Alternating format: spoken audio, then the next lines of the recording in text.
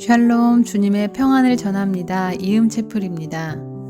오늘 말씀은 출애굽기 8장 25절부터 32절 말씀입니다.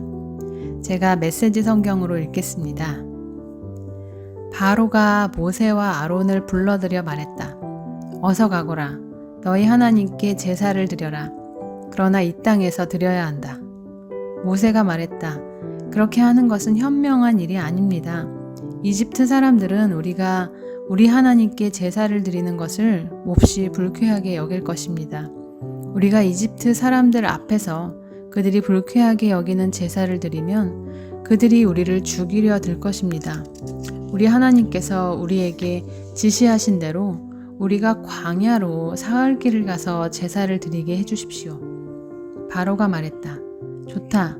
내가 너희를 내보낼 테니 가서 광야에서 너희 하나님께 제사를 드려라. 다만 너무 멀리 가지는 마라. 이제 나를 위해 기도해다오. 모세가 말했다. 내가 이곳에서 나가는 대로 하나님께 기도하여 내일 파리떼가 왕과 왕의 신하들과 왕의 백성에게서 떠나가게 하겠습니다. 그러나 우리를 속이지 마십시오. 왕의 마음이 바뀌어서 우리를 내보내어 하나님께 제사를 드리지 못하게 하는 일이 없기를 바랍니다. 모세가 바로 앞에서 물러나와 하나님께 기도하니 하나님께서 모세의 기도를 들어주셨다. 하나님께서 바로와 그의 신하들과 그의 백성에게서 파리떼를 없애주셨다. 파리가 한 마리도 남지 않았다. 그러나 바로는 또다시 고집을 부리고 백성을 내보내려 하지 않았다. 네 번째 재앙을 통해 애굽 땅이 황폐하게 된 것을 본 바로는 모세와 아론을 급히 왕궁으로 불러들입니다.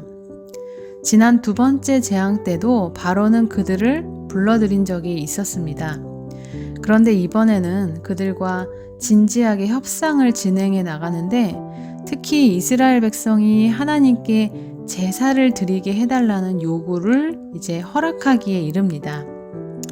대신 애굽을 떠나지 말고 하나님께 제사를 드리라는 타협안을 제시하죠. 하지만 이스라엘 백성이 애굽 땅에서 하나님을 온전히 섬기려면 바로를 비롯한 애굽 신들을 향한 숭배를 철저히 거부해야 합니다. 그래서 모세는 이스라엘이 애굽 내에서 하나님을 섬기면 결국 애굽 사람과의 충돌을 피할 수 없으며 유혈 사태로까지 번질 수 있음을 지적합니다. 성도가 신앙을 지키며 살기 어려운 이유 가운데 하나는 이렇듯이 교묘한 타협안이 끊임없이 우리를 흔들기 때문입니다. 하나님을 자유롭게 섬기되 갈등을 일으키지 않도록 적당히 타협하라는 거죠. 하나님을 믿는 것은 다 좋은데 세상에서 뒤처지지 않도록 더 열심히 달려야 된다고 체근하는 그런 것들입니다.